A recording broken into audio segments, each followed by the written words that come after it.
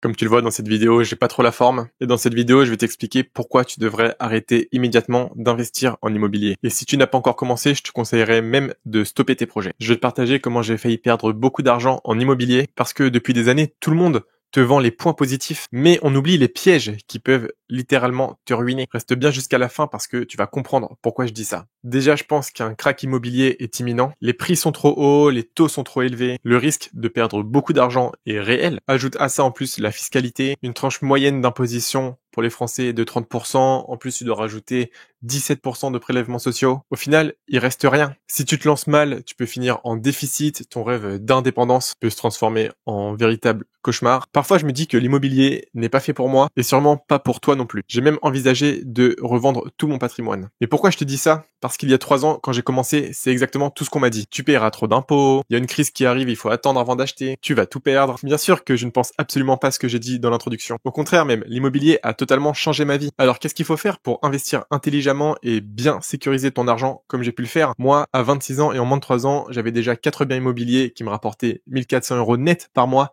Un SMIC qui tombe en automatique sans rien faire alors que je partais de zéro. Eh bien en fait c'est tout simple, mais il faut maîtriser 3 fondamentaux. Déjà il faut comprendre quel type de bien acheter. Donc déjà il y en a 4 principaux. Premièrement les maisons, deuxièmement les immeubles, troisièmement les appartements et enfin quatrièmement les studios. Alors lequel tu dois faire parmi ces 4-là? Alors je vais te donner mon avis en tant que multi-investisseur locatif, mais bien évidemment on trouve de tous les avis. Après, à toi de choisir d'écouter quelqu'un pour qui ça a beaucoup marché. Les maisons, je déconseille pour plusieurs raisons. Déjà, le vivier de locataires disponibles est très faible. En réalité, il n'y a pas beaucoup de personnes qui cherchent des maisons. Ça veut dire que toi, en tant que propriétaire, tu vas pas avoir beaucoup de locataires qui postulent et donc tu vas pas pouvoir choisir le meilleur dossier, le plus fiable. Et c'est comme ça à la fin qu'on se retrouve avec des gens qui détruisent ton appartement, qui n'en prennent pas soin. Tu te retrouves avec les locataires les plus bas du marché parce que justement tu ne croules pas sous les demandes. Ça c'est le premier point. Également pour les maisons, le problème c'est les frais de structure. Une maison, c'est littéralement un petit immeuble où c'est toi qui prends tous les coûts.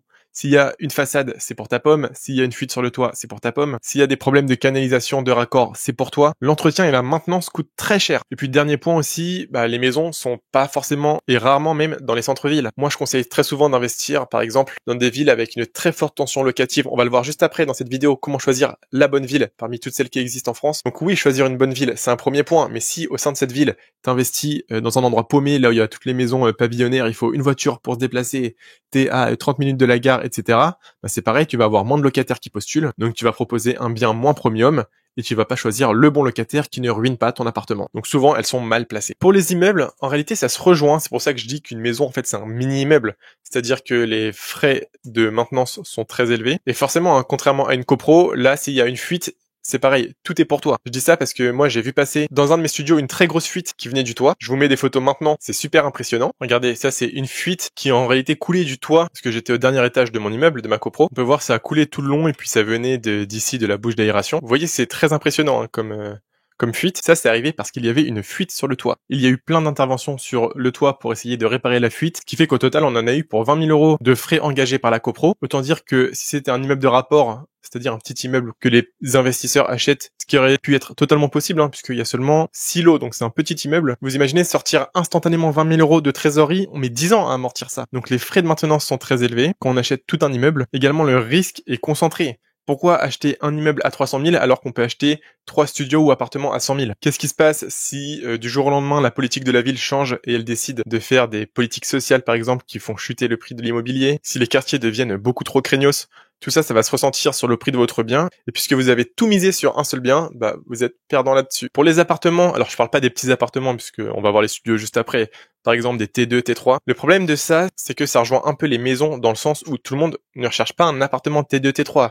Déjà, très souvent, c'est des familles ou alors des couples avec un enfant. Enfin bref, là, c'est pareil. En fait, le vivier de locataires potentiels est plus faible. Et également, un gros problème des appartements, c'est que puisque c'est des familles qui recherchent ou alors des gens qui vont s'installer pour du très long terme, ils veulent pas de meublé parce que le meublé, ça coûte plus cher. Ils veulent choisir leur propre meuble, faire leur propre décoration. Donc le meublé, c'est impossible. Enfin, du moins, beaucoup plus difficile. Et donc, toi, le propriétaire, tu vas avoir une rentabilité plus faible. En général, en meublé, ça se loue dans les 15 à 20% plus cher. Et enfin, on comprend que par élimination, les studios restent un excellent placement parce que déjà tu peux diversifier ton prix avec le même montant, tu peux acheter plein de studios à travers toute la France, donc le risque est diversifié. Sachant que la politique de risque dans un investissement, c'est ce qu'il y a de plus important. C'est pas un hasard si les banques vous finance ou pas en regardant votre niveau de risque, en regardant votre dossier de futur acheteur. En investissement, c'est toujours le risque qu'on met en face des gains potentiels. Là, au moins, avec un studio, on diminue notre risque. Et là où c'est fort, c'est qu'on ne diminue pas pour autant la rentabilité. Alors oui, c'est sûr que si on achète un immeuble de rapport en entier, on fait un meilleur achat au prix au mètre carré, mais par contre, l'intérêt d'un studio,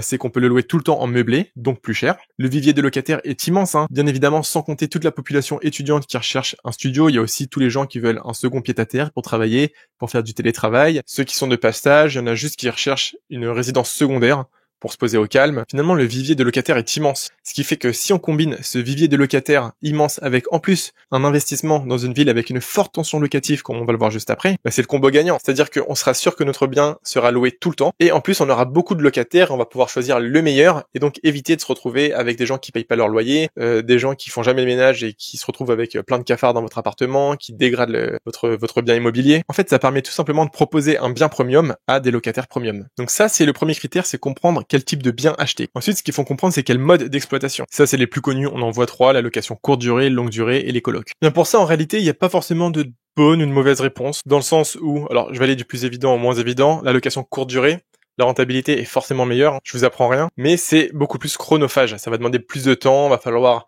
changer plus de locataires, il y aura un peu plus d'usure, de casse dans votre bien, vu que forcément il y a un gros volume de voyageurs. Ça forcément, c'est à mettre en opposition dans la LLD, la location longue durée, c'est littéralement l'inverse, c'est-à-dire que la rentabilité, le rendement en réalité est plus faible. Je parle même pas des endroits où vous investissez avec des plafonnements des loyers, Là c'est hors de question d'investir là-dedans. Là, je parle vraiment dans une zone en France classique. Par contre, ce qui est super, c'est que le bien il tourne, vous avez plus rien à faire. Ce n'est pas du tout chronophage. C'est réellement un investissement passif, comme on dit. La preuve, moi je suis à l'autre bout du monde, j'habite au Japon actuellement, et mes investissements en France tournent parfaitement. Alors en réalité, il y a même un quatrième type, on va le voir juste après.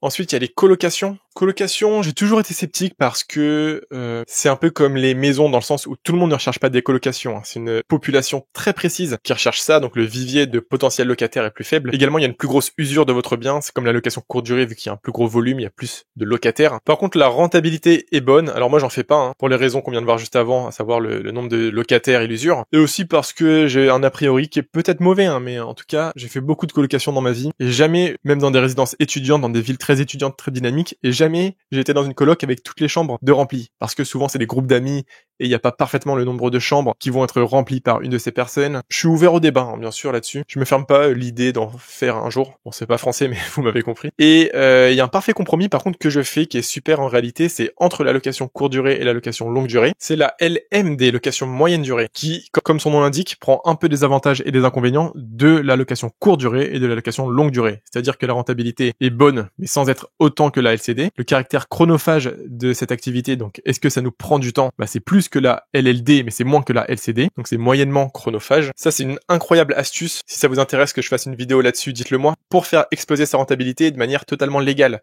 C'est juste que, au lieu que le locataire reste en LLD, en location longue durée, plusieurs mois, plusieurs années, il va rester en moyenne durée, donc quelques mois seulement. Et en général, pour quelques mois, les locataires s'en fichent de payer un loyer un peu plus cher que le marché. Ça fait que vous, propriétaire, vous allez gagner plus d'argent et la rentabilité sera meilleure.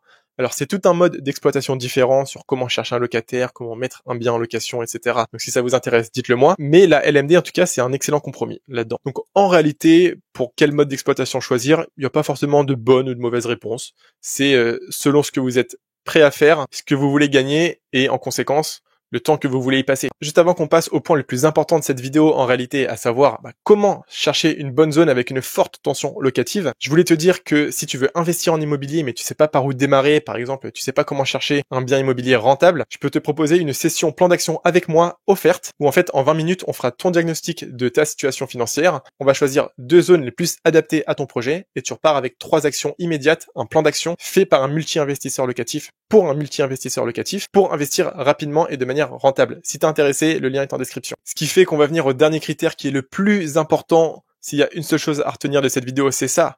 C'est comment on choisit un bon endroit, une bonne ville. Alors il n'y a pas de secret, il faut investir dans une zone avec une forte tension locative. Et ça, comment on le fait? On le fait avec la méthode des 3 indicateurs. C'est une méthode maison que j'ai moi-même développée pour être sûr d'investir dans un bon endroit. Pour ça, on prend mon tableau Excel de tensiomètre locatif, restez bien jusqu'à la fin, parce que je vous dis comment l'obtenir gratuitement. Et on vérifie tout simplement chacune des lignes. Donc premièrement, là il y a 3 critères, on va cliquer sur le premier, le tensiomètre locatif. On va mettre une ville, par exemple Rennes, ici on écrit Rennes, et là ça nous dit la tension locative. Quand c'est rouge, c'est très difficile pour un locataire de trouver un logement. Et donc inversement, pour un propriétaire, c'est facile de choisir un bon locataire. Moi, je conseille d'investir que quand la flèche ici est rouge. Donc on reprend notre tableau, ici on met que c'est rouge très difficile. On en a fait 1 sur 3. Ensuite on passe au deuxième, c'est Trackstone. On clique sur le lien que j'ai mis, Trackstone investissement A, on remplace, on met Rennes. On clique sur le premier lien de Trackstone et on voit que la tension immobilière, elle est de 8 sur 10. Moi je conseille 8, 9, 10 et pas en dessous. 7, 6, 5, etc. on oublie. Donc là on met qu'on a 8 sur 10 de tension locative. Et enfin le dernier et le meilleur des indicateurs, c'est on va sur Le Bon Coin immobilier. Dans la partie immobilier, location, appartement, la ville, on écrit Rennes, toute la ville. Attention, on diminue le rayon, on veut pas de banlieue, on veut la ville même de Rennes. Et puis c'est tout, on met aucun autre critère, pas de surface, pas de prix, pas de type de bien, pas de meublé, rien du tout. Juste le nombre de locations à Rennes, c'est tout. On fait valider et on voit qu'il y a 590 annonces. Donc ici on écrit 590. Nombre d'habitants dans la ville, pour ça on tape sur Google habitants à Rennes. Il y en a 230 000, donc on écrit 230 000, et on voit que le résultat global, il est parfait, parce que les 3 indicateurs sont validés. Log Service dit que c'est bon, il y a une forte tension locative, Trackstone pareil, et Le Bon Coin pareil. Pour ceux qui veulent creuser un peu plus, pour Le Bon Coin, vous pouvez afficher les lignes, et en réalité, le calcul, c'est nombre d'annonces divisé par nombre d'habitants, fois 100, et on obtient 0,26. En général, on a un nombre entre 0 et 1. Plus c'est proche de 1, plus ça veut dire qu'il y a beaucoup trop d'appartements en location comparé à la taille de la ville, et donc qu'en réalité, il n'y a pas de demande locative, qu'elle est très faible.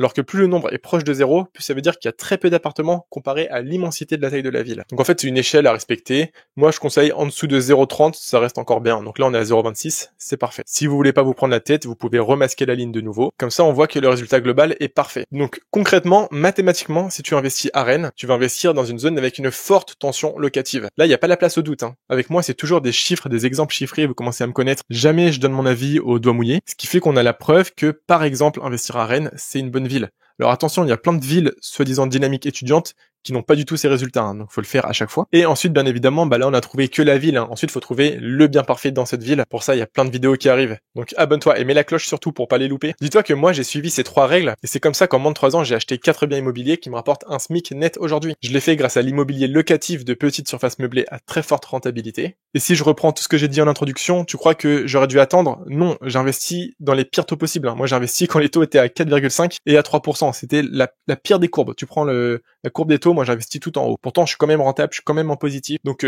tu prends chacune des objections que j'ai émises en introduction et tu verras que c'est n'importe quoi. C'est toujours le bon moment d'investir en immobilier. C'est ça qu'il faut retenir. Les médias diront toujours tout et son contraire. C'est normal parce que ils sont rémunérés au taux de clic. Plus ils font un article, comme on dit, putaclic, c'est-à-dire qu'ils donnent envie de cliquer absolument, plus il y aura de la publicité qui sera diffusée et donc plus ils vont gagner d'argent. Donc les médias ont tout intérêt à vous dire il ne faut surtout pas acheter d'immobilier.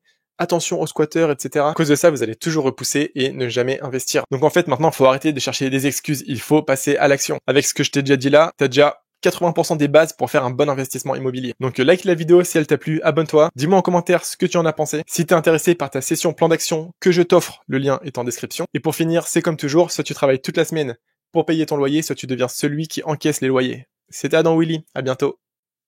Attends, c'est pas fini. Si vraiment tu veux progresser en immobilier, regarde une de ces 2 vidéos et abonne-toi.